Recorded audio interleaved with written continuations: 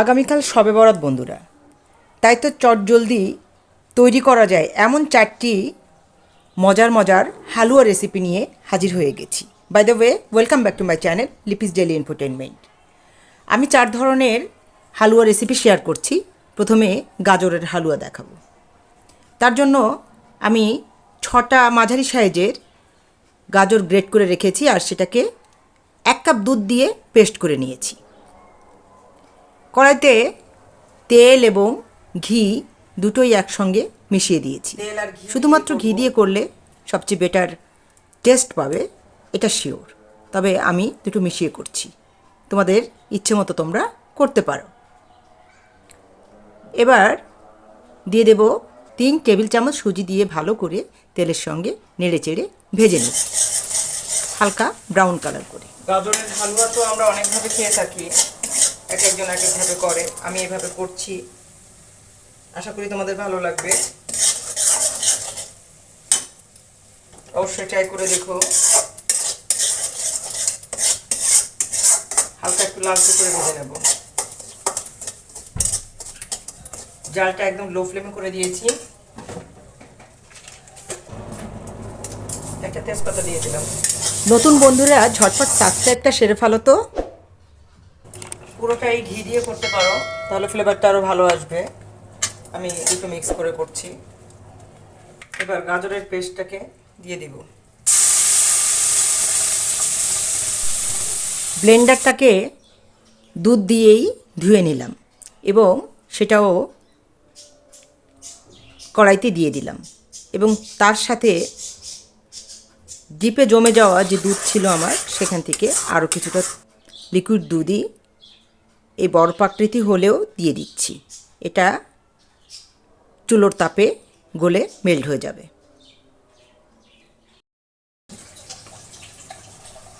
ইচ্ছে হলে তোমরা এখানে ফুড কালার ইউজ করতে পারো, করছি না। সুজিটা ফুটে ওঠা পর্যন্ত রান্না করব। খুবই সামান্য একটু লবণ দিয়ে দিব।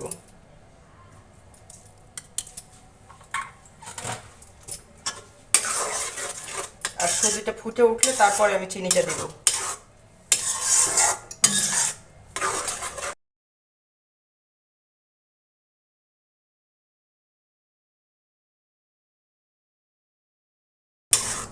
সুজিটা কিন্তু ফুটে গেছে বন্ধুরা। এখন গুঁড়ো দুধ দিয়ে দিব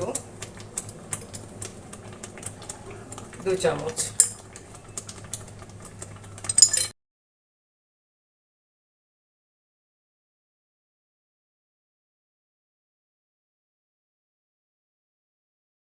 চিনি দিয়ে দিব।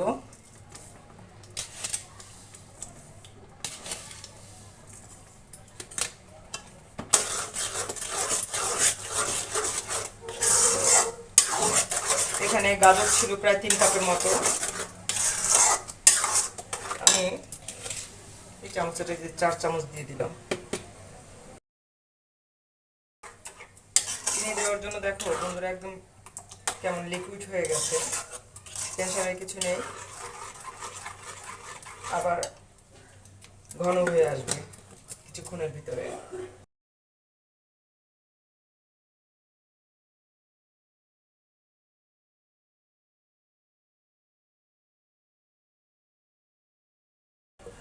চারটা এলাচ দানা বের করে নেব, তারপর গুঁড়ো করে দেব।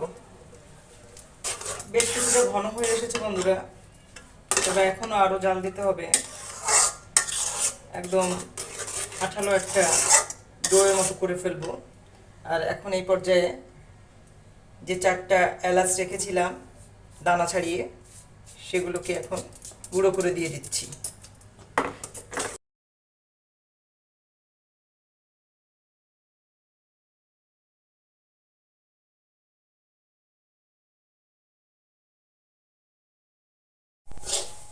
হয়ে গেছে বন্ধুরা, আর পারছি না, হাত ব্যথা করছে। আর এটা দেখো একদম ছেড়েও আসছে অনেকটা নিচ থেকে। আবার হাত নাড়তে গেলে টাইট হাতে আটকে ধরছে।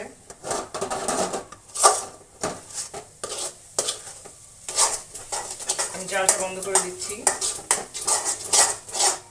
কিছুক্ষণ ঠান্ডা হতে দেব, তারপরে যা করার করব, পরে আসছি। একেবারে ঠান্ডা করা যাবে না বন্ধুরা, কিছুটা গরম আছে, বেশ কিছুটাই। এই অবস্থার ভিতরে হাতে কিছুটা ঘি মাখিয়ে নিচ্ছি।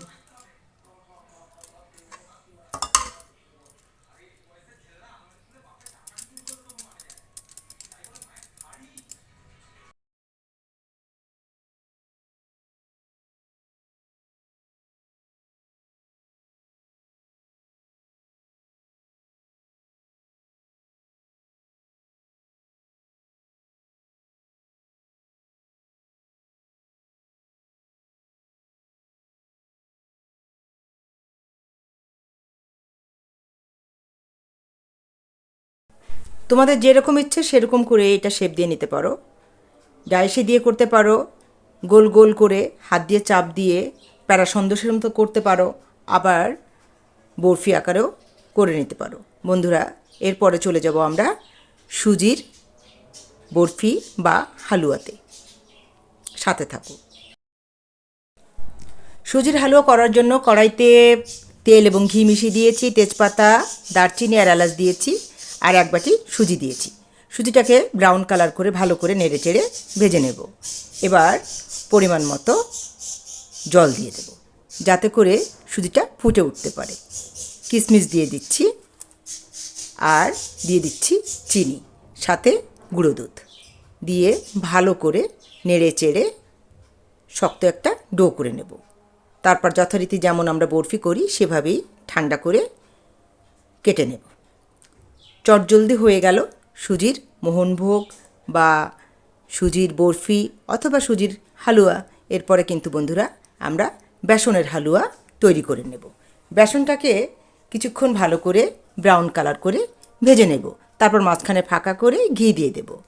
ঘি দিয়ে ভালো করে নেড়ে চেড়ে দিয়ে দেব গুঁড়ো দুধ, আর সাথে কনডেন্সড মিল্ক দিয়েছি, সাথে লিকুইড দুধ। সমস্ত উপকরণ একসঙ্গে ভালো করে দিয়ে ধৈর্য সহকারে অনেকক্ষণ ধরে নেড়ে চেড়ে কুক করে নেব। তেমনি আগেও যেমন করেছি একই প্রসেস। একটু ঠান্ডা হলে সুন্দর করে বিছিয়ে দিয়ে আমরা বরফি আকারে কেটে নেব। সুজি এবং বেসনের বরফি আমার অলরেডি তৈরি হয়ে গেল। এর আগে গাজরেরটাও হয়ে গেছে। এবার বুটের ডাল অথবা অ্যাঙ্কর ডালের বরফি অথবা হালুয়া নিয়ে হাজির হয়ে গেছি। ডালটাকে প্রথমে সিদ্ধ করে নিয়েছি, তারপরে এটা প্রসেসিংয়ে যাচ্ছি।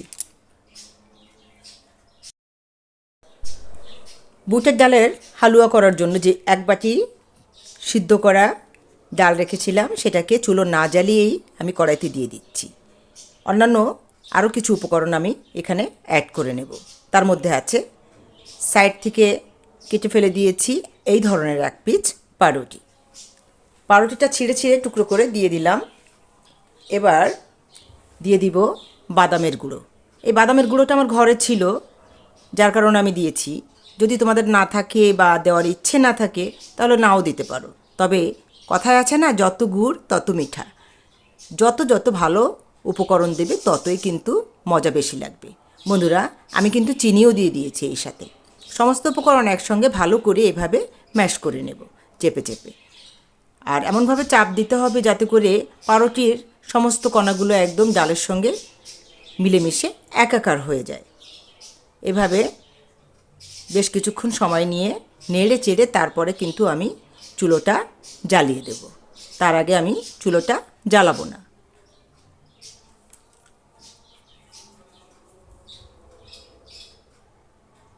এবার দিয়ে দিচ্ছি ঘি।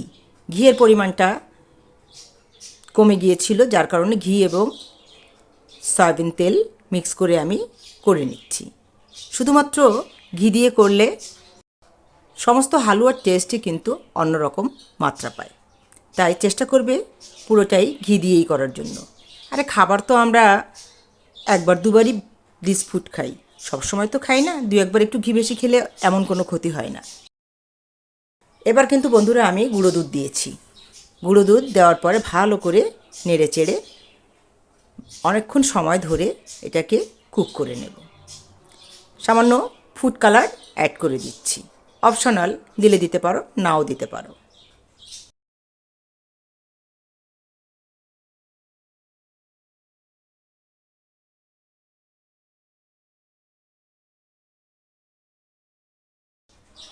ভিডিওগুলো কেমন লাগলো বন্ধুরা? নিশ্চয়ই কাজে আসছে। যদি কাজে আসে অবশ্যই লাইক দিয়ে যেও, আর ফ্রেন্ডস অ্যান্ড ফ্যামিলির সঙ্গে শেয়ার করো। দিয়ে দিচ্ছি এলাচ গুঁড়ো। এলাচ গুঁড়ো দিলে ফ্লেভারটা খুবই সুন্দর আসে।